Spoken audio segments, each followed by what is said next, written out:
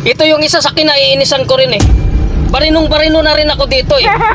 Ilang taon nating pinag-aaral yung ating mga anak. Umpisa natin sa daycare, 1 taon. Tapos kinder 1, kinder 2, 3 taon. Tapos 6 na taon sa elementarya, 9 na taon na. Tapos 4 na taon sa high school, 13 years na. Plus 2 taon sa senior high. Ilan na? 15. Plus 4 na taon sa kolehiyo. 19 years nating pinag-aaral ang ating mga anak. Tapos ang sahod 645. Diba? 645. Itong sahod na ito na 645, kailangan paghirapan ng bata at saka ng mga magulang sa loob ng 19 years na pag-aaral. Yan yung pinakamasakit na katotohanan.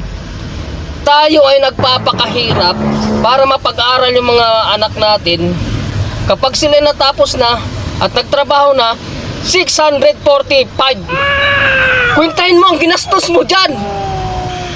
Gagastos ka ng milyon para lang yung anak mo makapagtapos at makapagtrabaho. Akala natin, pag nakapagtapos na yung mga anak natin, gaganda na yung buhay nila.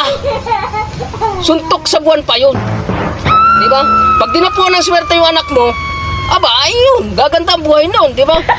Pero pag dinapuan siya ng dapulak, yung dapulak yung dumadapo sa dahon ng mga puti. Dapulak ang tawag sa amin doon sa Quezon. Dapulak. Kawawa ng iyong tanim. Hindi bubunga yan. Di ba?